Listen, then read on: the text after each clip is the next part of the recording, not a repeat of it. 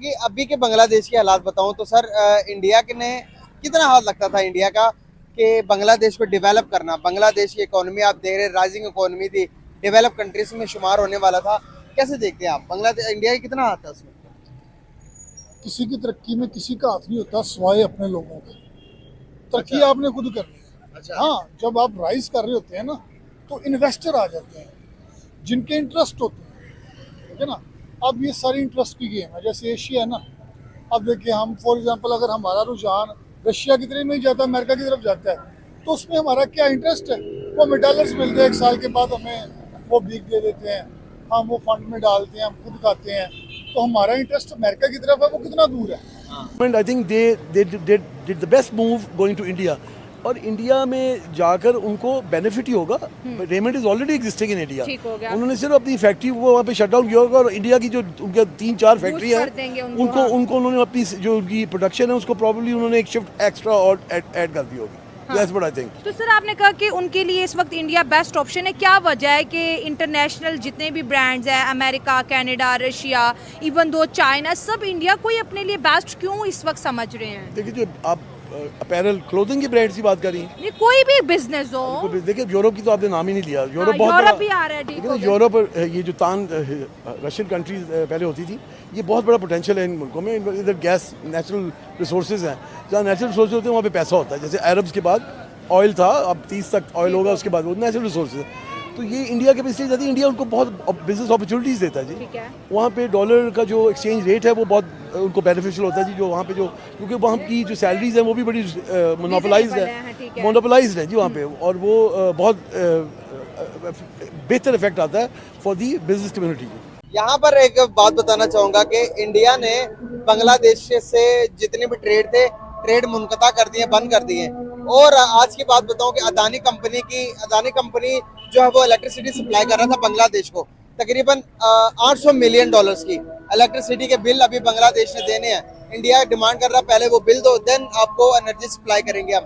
क्या कहना चाहेंगे यहाँ पर? तो आप तो कह रहे थे कि किसी को डेवलप करने के पीछे किसी का हाथ नहीं होता। अगर देखें 95% बताया जाता है कि बांग्लादेश की डेवलप और राइजिंग के पीछे इंडिया का हाथ है, क्योंकि बांग्लादेश लैंडलॉक कंट्री है। बांग्लादेश के पास दूसरे कोई कंट्री लगता नहीं है सिवाय इंडिया की। इंडिया उसको डेवलप क्यों कर रहा था, हमें ये देखना है ना। उसके बिहाइंड रीजन है ना, पाकिस्तान है ना उसके बिहाइंड, कि इसके साथ ट्रेड नहीं करना, ट्रेड उसके साथ करें, चूंकि वो उसे एज ए अपना फ्रेंड लेता है। उन्होंने 1971 में भी उनकी हेल्प की है ना, अब वो उनके साथ कोलैबोरेशन करते हैं, पाकिस्तान के साथ नहीं करते। और यही वजह है कि अब उन्होंने वो हेल्प आउट तो किया हुआ है ना बांग्लादेश को। अब वो जो बंदी थी ना वो इंडिया वाली थी, हसीना वाजो जो निकली है ना, वो गई की तरह भला। मशरक़ी पाकिस्तान सबसे आगे था, सबसे आगे मैं एग्री करती हूँ, लेकिन आज उसके खजाने खाली हो रहे हैं। आज 16 आइटम्स उसके ऊपर इंडिया ने बैन कर दिए हैं। रूस ने $630 मिलियन का कर्जा डिमांड कर दिया है। अडानी, क्योंकि इंडिया का बहुत बड़ा बिजनेसमैन है, वो वहाँ पे बिजली देता था सस्ती और उधार की बिजली, वो भी बंद कर दी। तो अब बांग्लादेश कहते हैं ना, ये कंगलादेश बनने वाला है। पूरा सुनोगे फिर आपको समझ आएगी। कोई भी सिलेबस है, कोई भी बुक है, जब तक उसको आखिर तक नहीं पढ़ेंगे, कोई फिल्म पूरी नहीं देखेंगे, उसका एंड नहीं देखेंगे, कैसे पता चलेगा? तो अब बांग्लादेश का एंड क्या नजर आ रहा है? अब बांग्लादेश का कोई भी एंड नहीं है। बांग्लादेश इस तरह ही फाके करेगा, जो तरक्की की थी वो फिर नीचे आएगा और पाकिस्तानी हंसेंगे। हाँ। नहीं, बांग्लादेश कह रहा है पाकिस्तान से दोस्ती करनी है। अब नहीं दोस्ती, पाकिस्तान क्या दोस्ती करेगा? पाकिस्तान के पास क्या है? हम क्या दोस्ती करेंगे? और भी उनको भी भूखा मारेंगे, उनसे भी ले लेंगे सारा कुछ जो उनके पास बेचारों को बचा है। हमारे पास क्या है? हमारा तो हर पाकिस्तानी खुद भाग रहा है इधर से। बांग्लादेश तो कह रहा है पाकिस्तान से हथियार खरीदूंगा जंगी। किसके लिए खरीदेगा? हमारा असला ना लेना खुदा के वास्ते, ये हमारे पास नहीं चलता। और तुम कहाँ पे चलाओगे? छोड़ो, हमारे ना हथियार खरीदो, हम हथियार बेच के करेंगे क्या? अगर हथियार हमसे खरीद भी लेगा, हमें क्या मिलेगा? पैसे नहीं, हमें तो नहीं मिलेंगे ना। जिन्होंने बनाए या जिन्होंने बेचने हैं उनको मिलेंगे। पाकिस्तान इस टाइम बहुत इंडस्ट्री बना भी रहा है, बहुत सी चीजों में अप है, मगर क्या हमें वो चीजें मिलती हैं? हाँ, पैसा आवाम की तरफ नहीं आ रहा। अगर मैं बात करूं अपने मुल्क का कंपैरिजन इंडिया के साथ या बांग्लादेश के साथ की जाए, तो इस टाइम कौन सा मुल्क ज्यादा तरक्की कर रहा है? इस टाइम इंडिया बहुत ज़्यादा तरक्की कर रहा है। उन्होंने अवाम को बहुत सी सहूलतें दी हुई हैं, जैसे कि बिजली की सहूलतें हैं उनके पास, और बहुत से ऐसे प्रोजेक्ट दिए हैं अवाम को जिससे वो अवाम मुस्तफ़ीद हो रही है और यहाँ पे अवाम पिसती चली जा रही है दिन ब दिन। आपने देखा बांग्लादेश के लास्ट टाइम क्या हालात थे, वहाँ पर शेख हसीना की हुकूमत को उलट दिया गया और शेख हसीना इस टाइम इंडिया बैठी हुई हैं। तो अभी देख रहे हैं कि खबर सुनने को मिल रही है कि इंडिया ने जितना भी उनका साथ एक्सपोर्ट था, ट्रेड कर रहे थे, सब पर पाबंदी लगा दी है। तो अभी बांग्लादेश की आवाम जो है वो दोबारा से उनके हालात इतने ज़्यादा ख़राब हो चुके हैं, वो इंडिया से रिक्वेस्ट कर रहे हैं कि भाई हमारे से ट्रेड करो। इस बारे में क्या कहेंगे आप? देखिए, मैं इस बारे में यही कहूँगा कि हमेशा हक सच जो होता है ना, वो हमेशा के लिए होता है। वक्ती उन्होंने जो बांग्लादेश ने हुकूमत गिराई है, ठीक है, उनके लिए मुश्किलात प्रॉब्लमें बहुत ज़्यादा होंगी, मगर यही चीज़ होती है सीखने के लिए। वक्ती प्रॉब्लम है और मैं उम्मीद करता हूँ कि वो दोबारा अपने पाँव में खड़े हो जाएंगे। तो वक्ती गुजारे के लिए तो सब कुछ करना पड़ता है ना, तो इंशाल्लाह उम्मीद है कि बांग्लादेश फिर से अपने पाँव में खड़ा हो जाएगा। सर, बांग्लादेश जो है उसकी तरक्की के पीछे क्या राज लगता है आपको? बांग्लादेश ने खुद तरक्की की है या उसके पीछे इंडिया ने उसका साथ दिया? नहीं, इंडिया ने तो उसका कोई साथ नहीं दिया।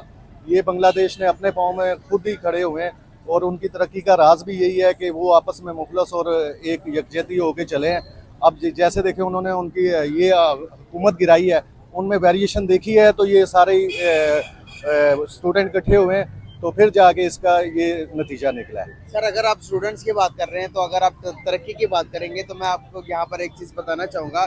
इंडिया के बांग्लादेश की तरक्की के 95% जो हाथ है वो इंडिया का हाथ है। वहाँ पर जितने भी कंपनीज आप देखेंगे, एक्सपोर्ट सामान देखेंगे, आज इंडिया ने एक्सपोर्ट अपनी चीज़ें वहाँ पर बंद कर दी हैं। इलेक्ट्रिसिटी की जो सप्लाई थी वो भी इंडिया कर रहा था, अडानी कंपनी कर रही थी। अब तकरीबन 800 मिलियन डॉलर्स 800 मिलियन डॉलर्स की बिजली के बिल के पैसे अभी बांग्लादेश ने इंडिया को देने हैं। जी जी। तो अगर वो इलेक्ट्रिसिटी भी बंद कर देता तो बांग्लादेश पूरा ठप पड़ जाएगा। सर, ऐसे है कि इंडिया जो है वो पॉपुलर ममालिकों में से है, अब वो अपने पाँव में खड़ा हो चुका है। तो अब मसला ये है कि जो ममालिक जो मजबूत हैं, जिनके हाथ पाँव मजबूत हैं, वो तरक्की की राह पे गामजन है, तो ये छोटे मुल्क जो हैं उनके पास यही सोर्सेज होते हैं। अब इंडिया ने अगर बांग्लादेश पे इन्वेस्टमेंट की थी तो वो बांग्लादेश को अल्लाह की राह के लिए नहीं की थी। पर काबू पा लेगा। जिस तरह शेख हसीना वाजिद ने मुल्क को हाईजैक कर लिया था और वो लोगों को अलाव नहीं कर रही थी कि, लेकिन सर उसके दौर में तो बांग्लादेश आगे बढ़ा, उसने इंडिया से ताल्लुकात बेहतर किए, सस्ती चीज़ें उनको लेके दी, ट्रेड ओपन की।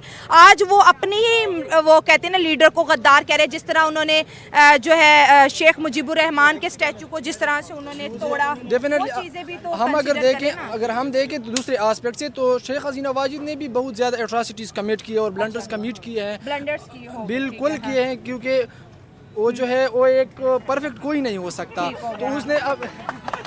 तो इसने अपने चैनल में बहुत ज़्यादा वो की है, कमिट की है ब्लंडर्स। तो जब आप ब्लंडर्स कमिट करेंगे और आप लोगों को जो है ना वो नहीं करने देंगे अपनी आवाज़ और आप फ्रीडम ऑफ स्पीच को, बांग्लादेश के अंदर जो हुआ, लेकिन उन्होंने एंटी इंडिया के जो नारे लगाए उससे उनकी इकोनॉमी डगमगा रही है। कहते हैं बांग्लादेश कंग्लादेश बनने वाला है। डेफिनेटली इंडिया के साथ पंगा लेना कोई आसान बात है? इतनी बड़ी मार्केट नहीं, बिल्कुल नहीं। India is the 5th largest country economically और एशिया को जो है ना वो अब डोमिनेट कर रही है इकोनॉमिकली और पॉलिटिकली। तो इंडिया से पंगा लेना जो है ना उसको बहुत महंगा पड़ेगा। इट्स नॉट इजी बिकॉज अगर हम देखें हम भी इंडिया से पंगा ले रहे हैं तो हम कहाँ पे खड़े हैं?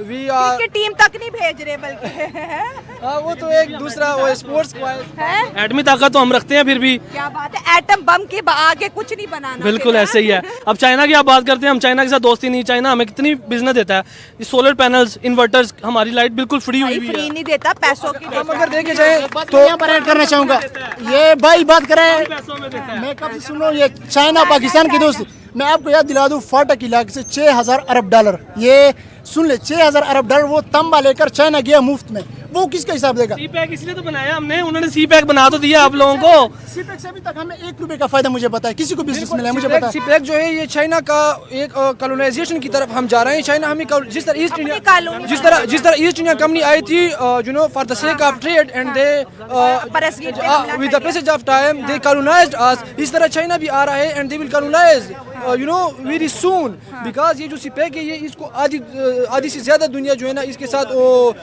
ट्रेड करेगी थ्रू सी पैक और ये हम कॉलोनाइज करेंगे। ये चाइना जो है ना ये कोई हमारे लिए बेनिफिशियल नहीं है। ये हम इससे अच्छा, कोई फायदा मैं नहीं आपको एक यहाँ पर ऐड करना चाहूँगा। आप चाइना के देखिए, चाइना के एक पॉलिसी है कि वो जिस मुल्क को कर्जा देता है वो फिर क्राइसिस में जाता है। जब से श्रीलंका को दिया उसका बेड़ा गर्क, उसका बेड़ा गर्क, मालदीव पाकिस्तान को का दिया बेड़ा- पाकिस्तान का बेड़ा गर्क, तो पहले से भी गर्क है, लेकिन अब ज्यादा हो गया। अफ्रीका का भी वो है। इंटरेस्ट जो है ना, वो इंटरेस्ट रेट जो जिस पर लगाते हैं उसको फिर कम नहीं करता। जिस तरह सऊदी अरब हमें कर्जा देता है, फिर कहता है कि चलो यार ये इंटरेस्ट छोड़ दो, माफ भी कर देता है हाँ, सऊदी अरब, वो से करते हैं। लेकिन चाइना बादशाह जो है ना, वो ये कभी नहीं करेगा और ना करता है। उसकी ये आदत नहीं है, क्योंकि just they want to exploit the states, third world state, और ये सब जो हेजमोनिक पावर्स है वर्ल्ड में, ये सब ये काम कर रहे हैं। वेस्ट मीडिया, जैसे हम टॉपिक बांग्लादेश का जिक्र करें, वेस्ट मीडिया ये कह रहा है कि जो इंडिया है वो बांग्लादेश के साथ ठीक नहीं कर रहा, और डॉक्टर अजय शंकर ने कहा हम तो उनके साथ डिप्लोमेटिक वे में चल रहे हैं, हम तो कुछ बुरा नहीं कर रहे। तो आपको क्या लगता है कि क्योंकि इंडिया ही बांग्लादेश को सपोर्ट कर रहा था, आज भी कर रहा है, कल भी कर रहा है, और क्योंकि इसके अलावा तो उसका बॉर्डर नहीं, तो इंडिया से बिगाड़ के बांग्लादेश को कितना नुकसान पहुंचा। और हमारा भी बताएं कि हमने पाक और इंडिया की दोस्ती को प्रमोट नहीं किया, बल्कि दुश्मनी 1947 का। अंकल से ही बात करेंगे, हमें कितना नुकसान पहुंच रहा है? यार हमें इस टाइम इतना ज्यादा नहीं पहुंच रहा है। इंडिया जो है वो हमेशा डिप्लोमेसी की बात कर रहा है, हाँ, वो जहाँ पर उसका फायदा होता है वो हमेशा वहाँ पे जाता है। ठीक हो गया। इंडिया जब शेख हसीना वज़ीर-ए-आज़म थी तो उसको फायदा था, फायदा क्योंकि था। वो इंडिया के साथ थी। ठीक है। जो जमात इस्लामी है, जो अभी उसकी हुकूमत बनने जा रही है, शायद ये वो अगले वोट anti-Indian में, है, हाँ वो बिल्कुल। इंडियन है, वो पाकिस्तान के साथ, ये ब्रिटेन के साथ उसके साथ ताल्लुकात अच्छे करना चाहती है। अमेरिका के साथ उसके अच्छे ताल्लुकात नहीं है, ठीक है ना। तो इंडिया उसके हवाले से उससे बदला एक तरह से ले रही कि आपने शेख हसीना को क्यों हटा दिया, ठीक है ना। तो इसलिए वो उससे थोड़ा सा क्राइसिस वगैरह में गिर लेती है, तो शायद वो शेख हसीना जैसे को मालदीव को किया था, वो जिस भी तरह मालदीव मालदीव को, श्रीलंका को कर दिया, ये भूटान को कर दिया, नेपाल को कर दिया, ताकि वो दोबारा आ जाए और लोग उसको माफ कर दे कि यार आप फिर बैठ जाए, और लोग उसको भूल जाए कि यार जो क्रिटिकल हालात हुए थे, जो स्टूडेंट के साथ जुल्म हुआ था, जो तकरीबन 200-300 लोग मर गए थे, तो इस वजह से 1000 से ज्यादा स्टूडेंट की 1000 से ज्यादा, वो तो ये की रिकॉर्ड हो गई थी।